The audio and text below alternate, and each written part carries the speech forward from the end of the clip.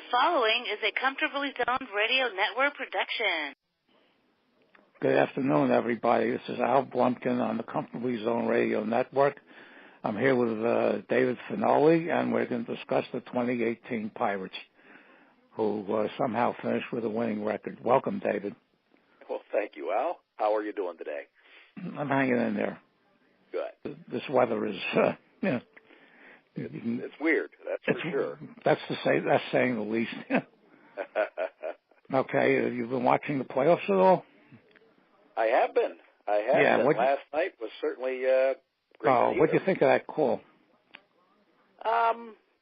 Probably technically it was over the wall, but it was such a close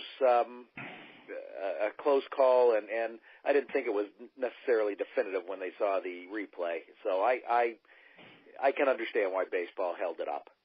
Yeah, well, Joe West is not one of the great umpires, and he's retiring. And I think that they may have been under orders not to have any Bartman or Jeffrey Mayer, situations. Yeah. But I think that basically broke the backs of the Astros, even though they did tie it up at 3 later. But the big problem I find with these games is that they take too long. Oh, my God. It was about 1:10 when I was still watching baseball. Yeah. It was they're either going to have to start them early or come up with maybe in-camera commercials while the game's going on, like soccer does occasionally. Yeah, when they had the 13-inning game with the Brewers and the Dodgers the night before, that game took 5 hours and 15 minutes. Oh yeah, and it was a classic. Game, if you're yeah. a baseball fan, it's classic sport, but you're trying to get the average fan. I agree with you wholeheartedly, Al. They got to figure out a way to get those games done earlier so people can actually watch them. That's why you lose a generation.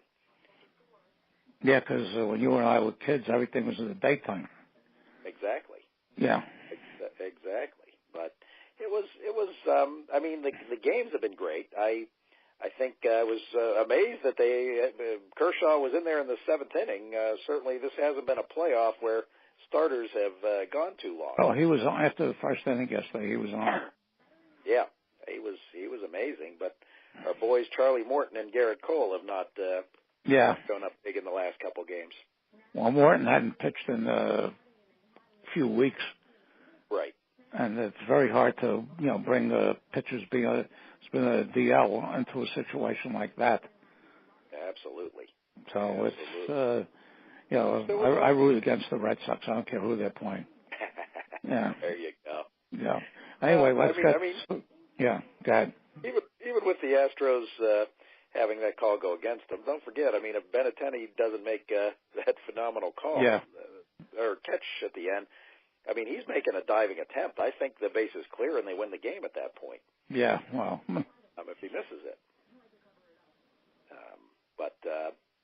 Certainly was a great game, but you're right. We gotta figure out a way to end them on the other side of midnight.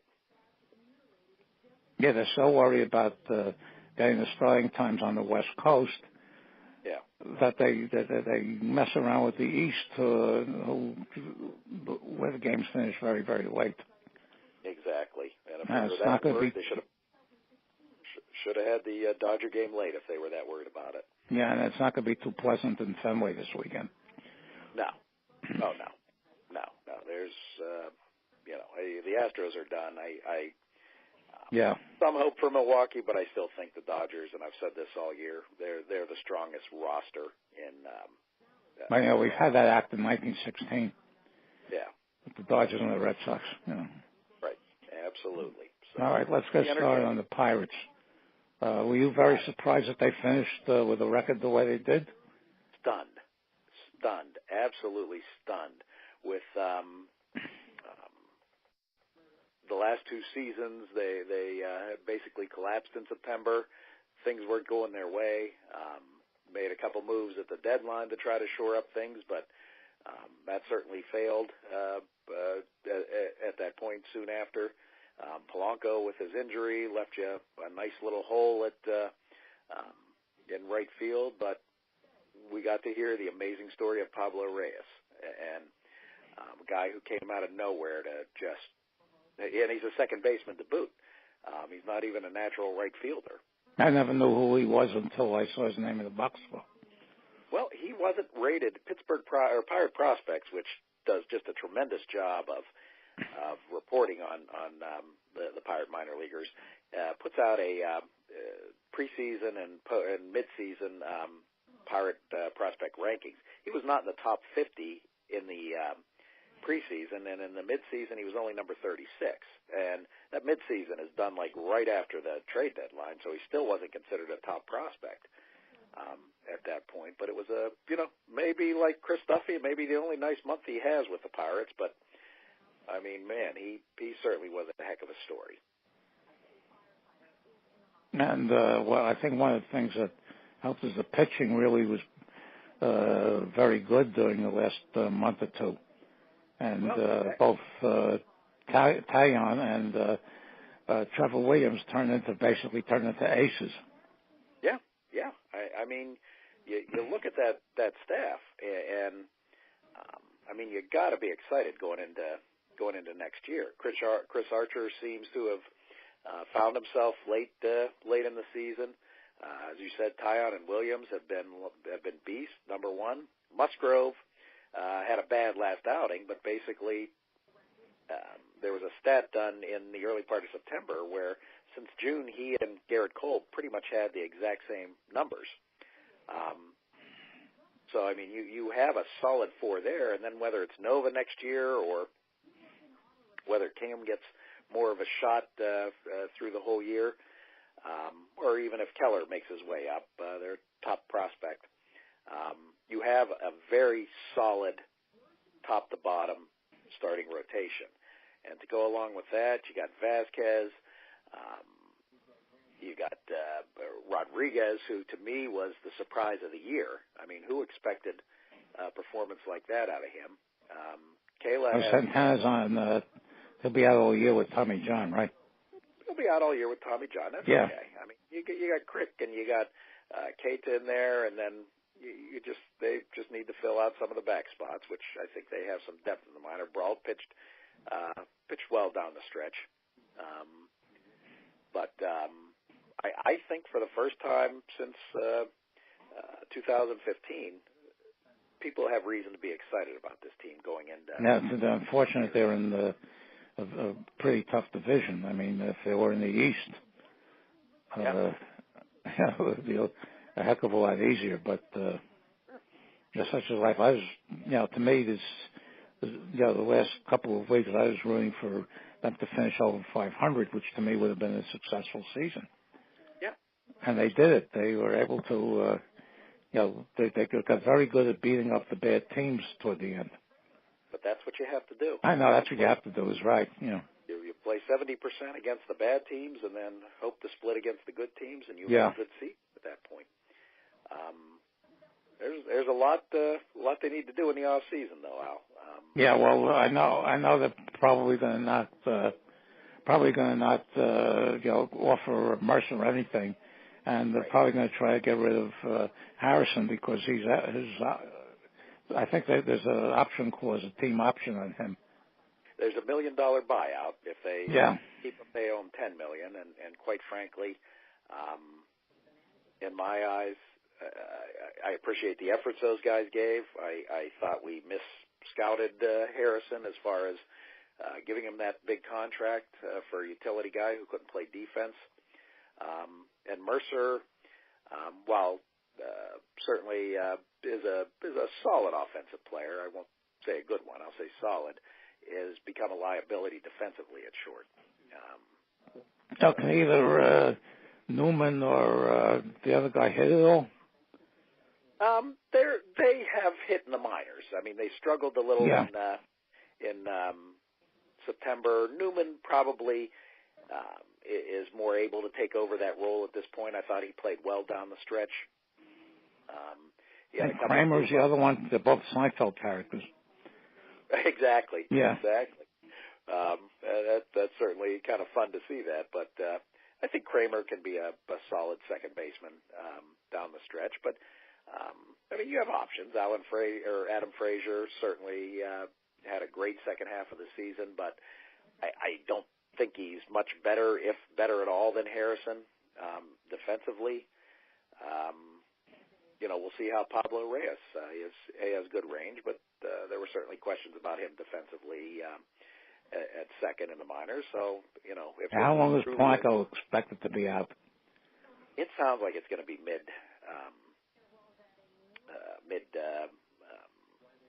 May at this point. So it's imperative, in my eyes, that you sign a decent outfielder in the league. Because he's finally starting to get it together when that happened. Yeah. I mean, it was just as simple as putting him a couple inches off the plate, and you can kind of see that. I remember watching a game with my son and looking at that and thinking, man, he looks too close to the plate because he doesn't have a quick swing. So that made all the difference in the world with him. But you'd hopefully like to see them sign somebody solid at second. I'd like to see a legitimate fourth outfielder because Luplow is not that man. Luplow is a quad A guy at best in my eyes. Has a little power, but I just don't see him ever being any more than that. But Yankees are supposedly making Stanton available, but he's much too pricey for the Pirates. So. Yeah. But I mean, one thing I think we learned from the trade deadline is hopefully this team learned what the repercussions are when you don't add to your team, when you don't try to pay for a competitive team, because there was quite a bit of a drop-off in attendance. I'm sure there was a drop-off in apparel sales. I'm sure there was a drop-off all the way around for this team. The only team that drew under 1 million, which used to be the criteria for attendance, was the Marlins, and their drop-off was more than they drew all year. Yeah. Oh, yeah. And they certainly seemed to. I thought the Marlins were better than I thought they'd be. I mean, we thought. Everybody did. Everybody had them down for 110 losses. Yeah. We thought that's what Baltimore was. I mean, Baltimore ended up like that. But 115 they had. Yeah. That was a worst season since the '62 Mets. No, there's one more worse. The 2003 Tigers were 43 on 119. Oh, I thought they lost 114. My mistake. No.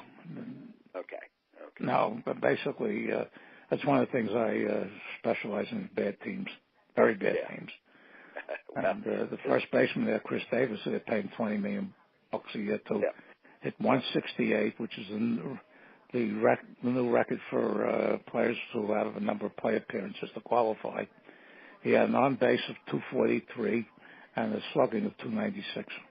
Yeah, all embarrassing. I mean, that was very embarrassing. Yeah. That was a season you did not expect. I didn't expect. At least the Pirates are smart enough not to pay something like that, $20 million a year. Yeah. Oh, yeah.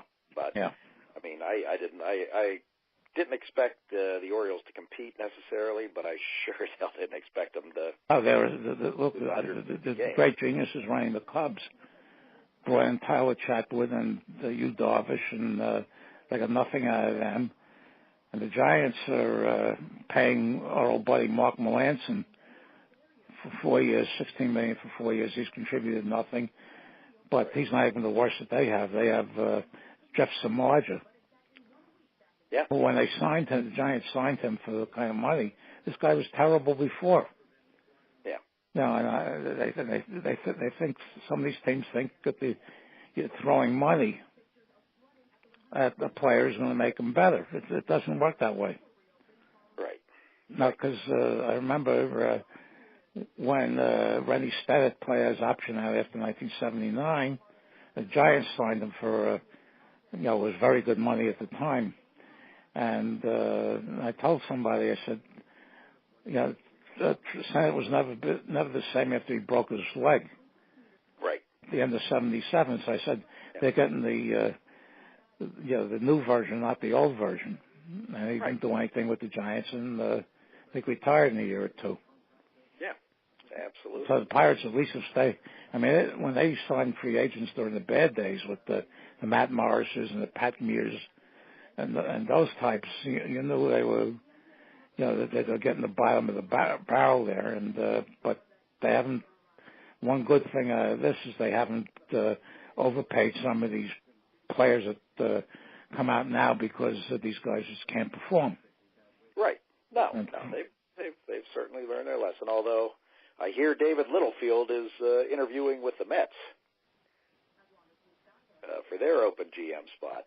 No, a lot of people are, and what's going to happen? Whoever gets that job is going to run into a roadblock with the owners. That's what I hear. That's a shame. And Jeffrey Wilpon, the son of Fred Wilpon, is one of these born on third base types. Yeah.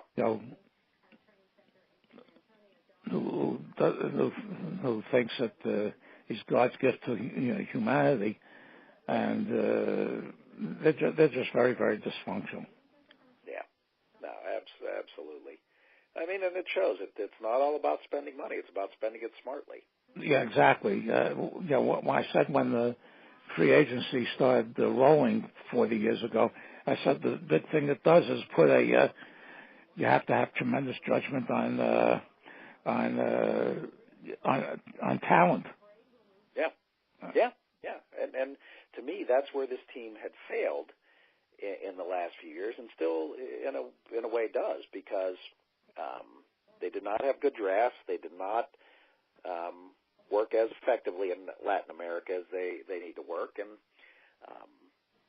there's a deficiency at the upper levels of good quality offensive help. I mean, there's some pitchers there, but the system is not where it was, and the last year seemed to have been a good one. They seem to have gotten some Latin American getting their act together.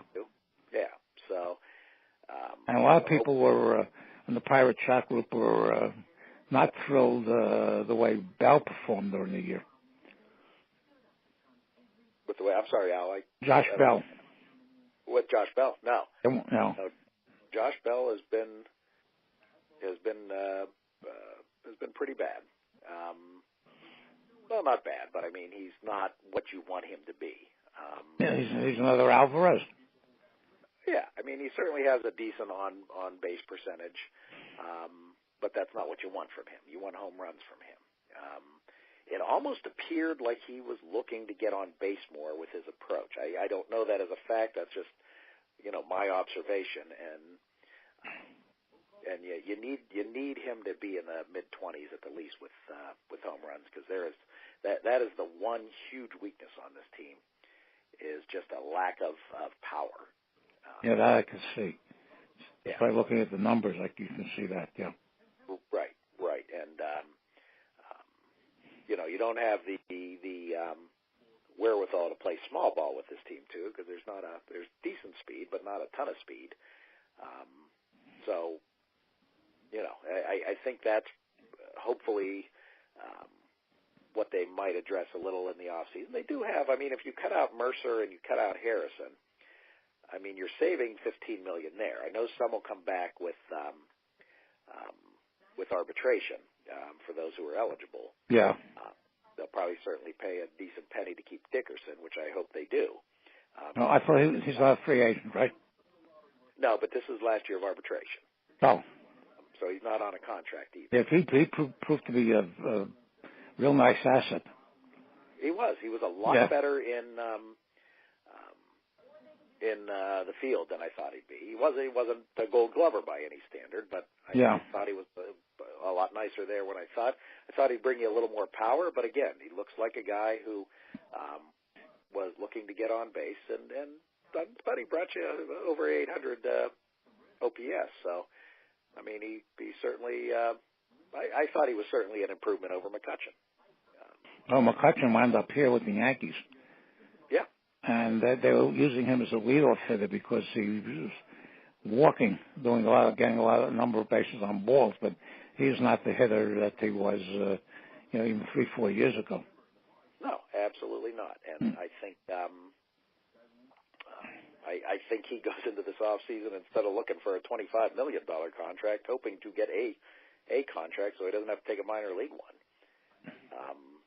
I mean, for all the crap that they took about trading McCutchen, Crick and Reynolds, after Reynolds got off to a slow start because of injuries, really, I thought gave the Pirates the win in that trade, at least after the first year. Yeah, well, he fell off the table fairly quickly. Yeah. No, he certainly did, and I mean, that's, if you're going to try to rebound from a tough year as you had here, that park is not the best place to go.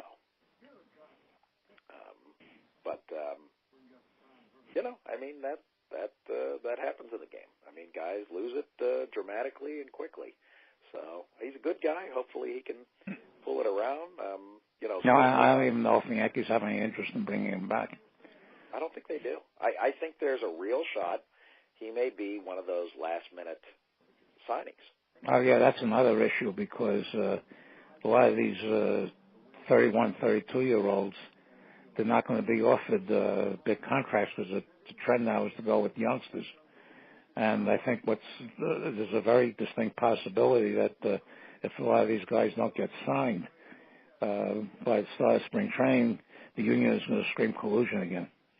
Well, they could scream it all they want, but if you look at some of the guys who waited till the last minute, I didn't think they were big signings. I mean... No, I may expect you, Darvish, because I posted on one of the sites I'm on right after the World Series ended last year, and Darvish was a free agent. I said something, and he had a meltdown in the series pretty big time last year. I said some team is going to grossly overpay him, and I didn't think it would be the Cubs, but they were the ones who fell for it.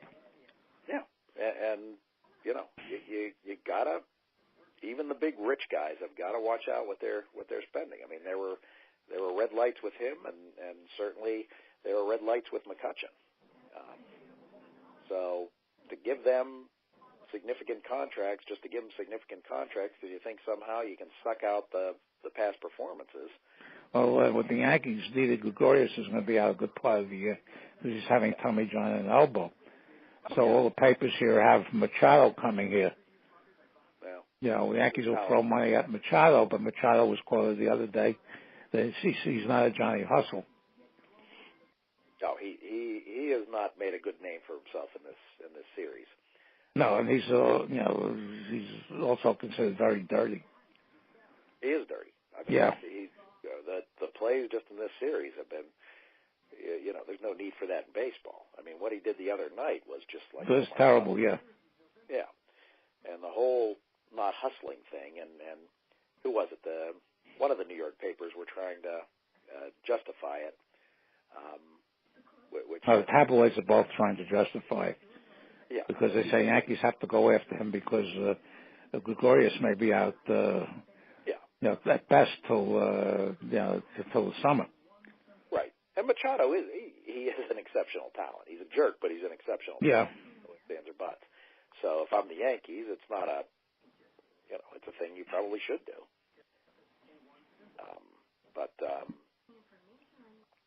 Is Schugel coming back, or is he out? Is he gone? I have heard nothing about. I mean, he went down again. I heard nothing about him after.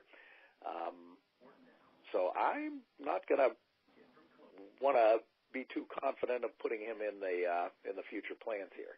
Yeah, they didn't give up much with Glasnow because he had one good outing, and it was clobbered with Tampa Bay several times.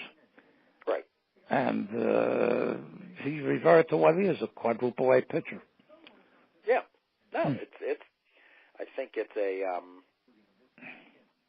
something where I hope they figure it out for him. He's a good kid, and I've often said he has had the best stuff of any minor league pitcher I've seen in my lifetime for the Pirates in the minor leagues. Wow. Just on the way up. I mean, but it's not translating to the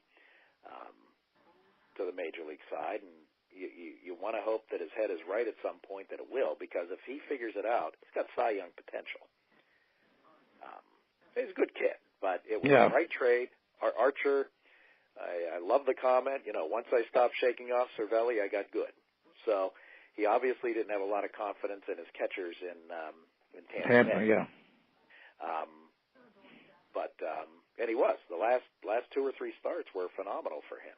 I mean, this is exciting going in with, Tyon. We always had projected this for him, and he's finally coming through. What was it, Bob Fred's record of consecutive 6+ inning games where you gave up 3 or less runs? Trevor Williams was also a very, very big surprise. Oh, he was huge, except for that last. I was hoping he'd have one last great start to pull under 3 ERA, but still, it was a tremendous second half. At one point, I think before that last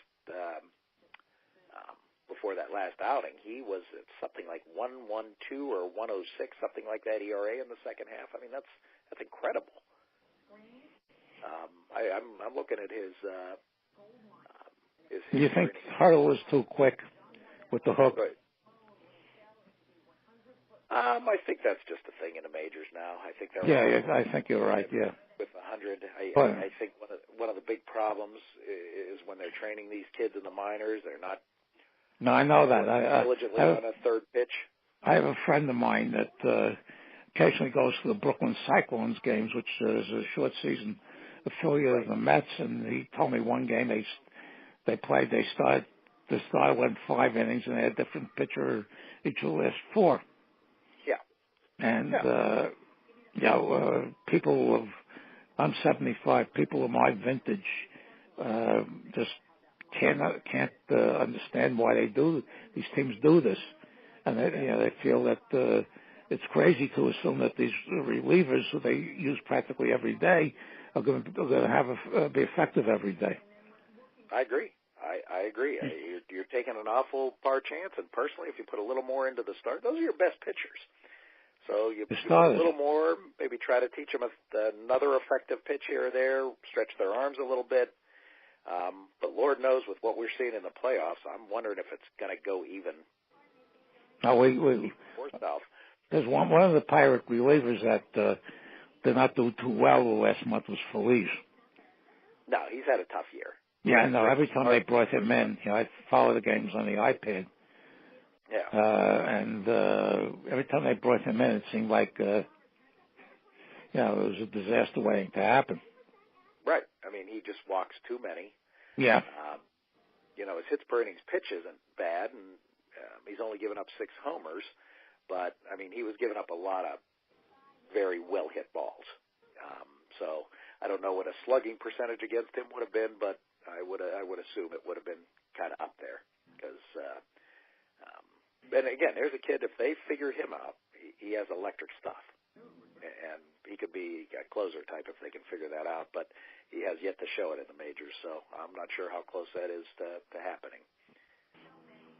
And Vasquez seemed shaky at times, but he seemed to, toward the end, get the ability to work his way out of jams.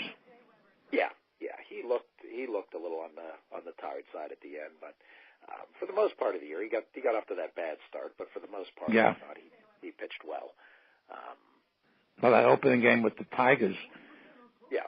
Well, yeah. I turned it off because I assumed the Tigers won at the bottom of the 9th, and then a friend of mine called me up and says, "You're watching the Pirate game?" I said, "It's over. They lost." He said, "No, it's still on." And then I found out that they had reversed there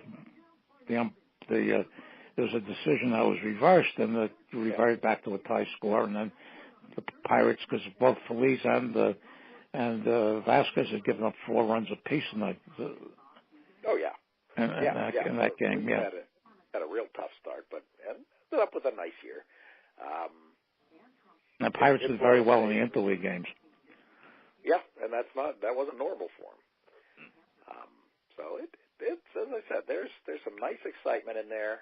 They just have some work to do. They can't sit on their laurels. Yeah, I mean, you can't assume Josh Bell is going to figure it out, or Starling Marte is going to finally live up to his immense talent, or Colin Moran, who I thought was solid, but certainly probably needs to hit a few more homers. I mean, he needs to be in the 20 to 25 range. So there are a lot of things that need done. Elias Diaz, to me, came out of this year as the biggest surprise, and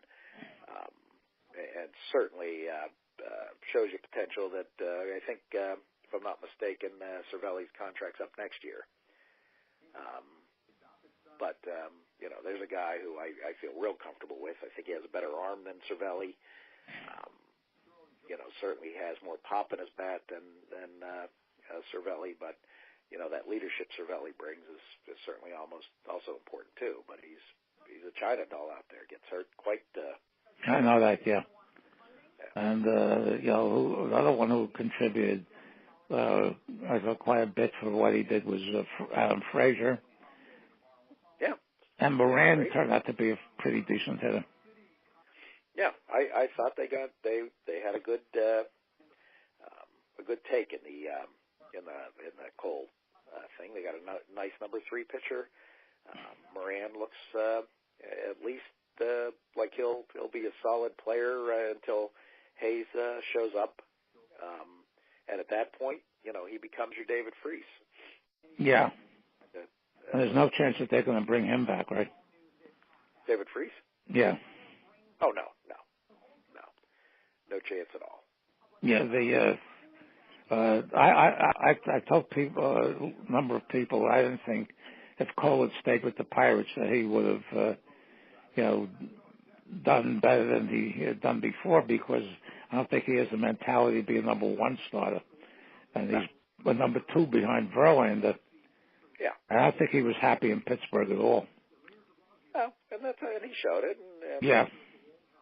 I mean, they probably didn't do the brightest thing in the world by just giving him a minimum contract a couple of years ago, rather than giving him a little raise after his great season. But on the other end, I mean, because the Angels, who don't do very many things right, were lowballing Trout after his first big season, because they still had the control, and then they realized the error of their ways, and they gave him a huge contract. Right. To buy out his odd years, and maybe 1 or 2 years of his free agency. Sure. And he's an exceptional talent. I'm not sure I'd put Cole in that classification, but when you're working on and again, Nutting might have all the money in the world, but this is how he's going to operate. He's going to operate based on his revenue. He operates each business seemingly.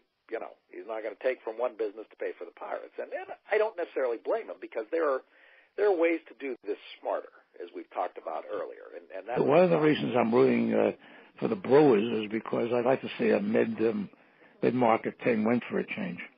Right, and they did the thing. They have an opportunity to win now. They spent the money, did the right things, and if it doesn't work next year, they'll do what they did before and just dump it. I mean, it's the way to get you. You wish the Pirates would get a little more aggressive like that when they feel they have a winner. Now, last year you didn't feel that way, so I kind of understood it. But this year, you're 8 games away from going to a playoff, and it may sound like a lot, but that's just one extra thing here, one extra thing there, and it's like ironically, when the Marlins won the World Series in 1997, then they dismantled the team, basically dismantled the team the next season. I thought that was an exception. Now with the mid-market teams, I guess they feel it's some sort of a window. And once the window closes, well, I guess the biggest example this past season was the Kansas City Royals. Right. Yeah, they go into they get rid of everybody and they go into the tank for several years. Yeah, but if you're smart enough, you're going to be able to find your way out of it, like the Astros did. Here, the Yankee fans, of which I am one in the American League, I said the only time I didn't root for the Yankees in the World Series was in 1960. Right. And 100 wins season, because even though it was considered a failure because they they couldn't get past the Red Sox in the division series. Right. You know, everybody has their different goals, and that's that's certainly where our goal might just be to get the playoffs. When you're a New York Yankee or a Los Angeles Dodger, that's not acceptable. Yeah, well, the National League was much more balanced. Yeah. The American League had 3 teams that went over 100 and 3 teams that lost 100 or more. Right. And the White Sox made a big run at the end to get to 100 losses, but they had the Royals and the Orioles who were just absolutely brutal all season. Right, and that was, I mean, that's, to me, the American League teams are good, don't get me wrong, but, I mean, the main reason you have 300-win teams in one league is because you had some... Yeah, fair and lost teams, yeah. It balances off, and the Indians, I don't know if they could play any better than they did against Houston in the division series, but they coasted the whole year. They didn't have to play really play hard. Yeah. I mean... Because that division was so bad. Right. And that makes the thing, too. That's why exactly. I mean, the Indians weren't as good as we thought. The Indians should have won 100 games playing in that division. And I have a close friend of mine who's a big Indian fan, and he was always lambasting Francona with the way he ran the team this year. Yeah. You know, making certain moves that or keeping certain guys in the lineup who aren't producing, and bringing in certain pitchers who couldn't perform. And I guess every team has its, no matter how good they are, for the most part, they have their critics because they don't, as you said, just don't reach an unreasonable goal. Can't reach an unreasonable goal. Yeah. So, you know, I think they should be doing, and they're going to lose some players this year too. So, well, my friend says, you know, good riddance to Cody Allen and Andrew Miller. Yeah. He says the only free agent they have that he cares about is Brantley. The rest of them, they can go away. Yeah. Well, I mean, but the thing is, you know, your bullpen was bad, and while those guys were disappointing this year, that's not going to help the situation. So they have a lot of work in the off season. Made a nice pickup from San Diego in the season that helped a little, but there are a lot of holes there. So I certainly am they're my AL team, the Indians. So this friend of mine, I met him in the he was a year behind me at Pitt. I met him in the left field bleachers at Phillips Field. Yeah. And we've been friends since 1961. And he was 5 in 1948, the last time the Indians won the whole thing. Yeah. And he was very distraught when they lost the series to the Cubs 2 years ago after leading 3-1. And he'd love to see them win something before it gets too late. But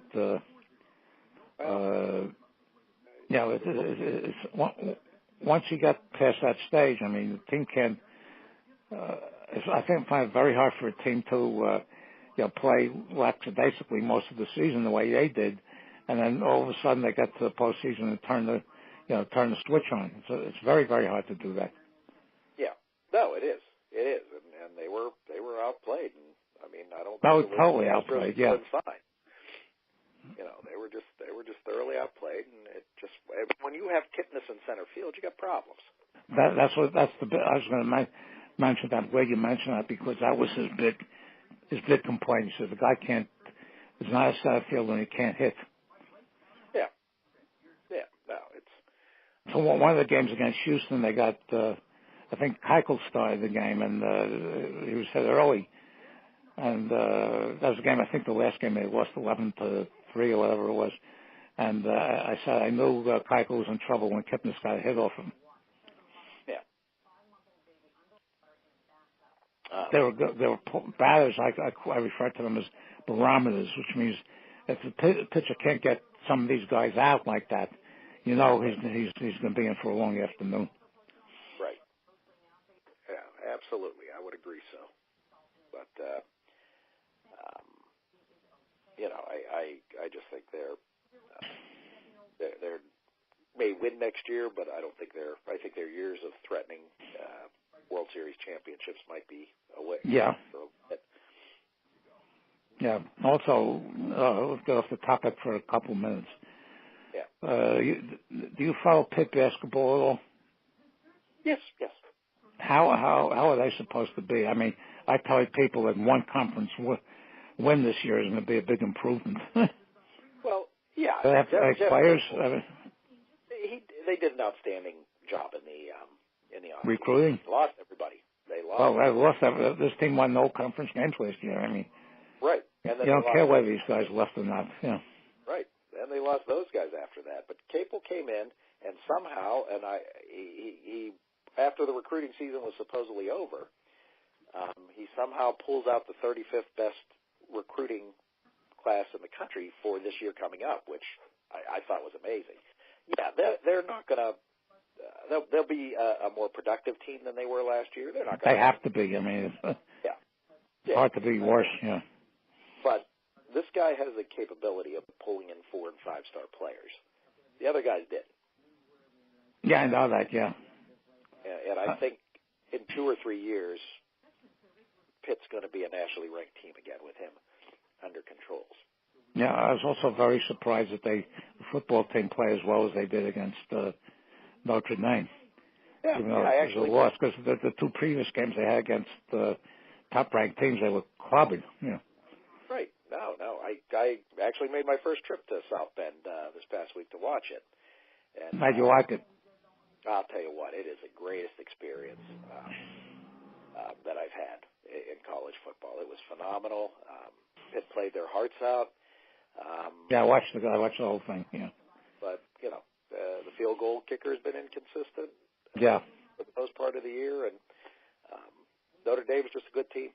I mean, Notre Dame is just a good team, and hopefully this gives Pitt the confidence. They need to make some moves offensively. Because that was the one thing that was disturbing about that game, is they had several opportunities. One of the things to keep up with the Steelers, I have Red Zone. Yeah. Because they don't televise very many of the games here, because we got the Jets and Giants. And when I was watching it on Red Zone last week, I was absolutely amazed that they scored a touchdown like that at the end to beat the Bengals. Well, why the Bengals went on an all-out blitz? I mean, thank God Ben picked it up. And Turner, number 11, the wide receiver, just made a phenomenal block to break that. But why you would go on an all-out blitz when Pittsburgh has a struggling kicker was just a dumb decision in my mind.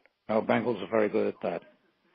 Oh, yeah, because your best bet there would have been to get a 5-yard sack, and that's not really going to put you out of field goal range. So it just made no sense. And Ben still has it, which is amazing after all these years. Yeah, he made a great audible. Yeah, and as I said, Turner's been getting no credit for that block, but man, that was a tremendous block. I mean, the play doesn't happen without. I know. Yeah. All of a sudden, I'm watching. I expect a field goal. To put them up by 3, and then all of a sudden, there comes Antonio Brown, going through the middle, because when the play happened, it went too fast. Right. But when I show it on the slow mo, then you can see how he was sprung. Yeah. Absolutely. And they're off this funny. Pitt's off this week, and Steelers are off this week. So Heinz Field, I guess, unless they're got high school games there tomorrow night, it'll be close to the weekend. Yeah. Absolutely. But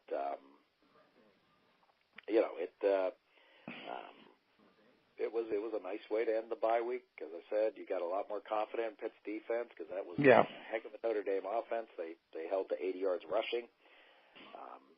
So hopefully they build on this, because every ACC game is winnable at this point.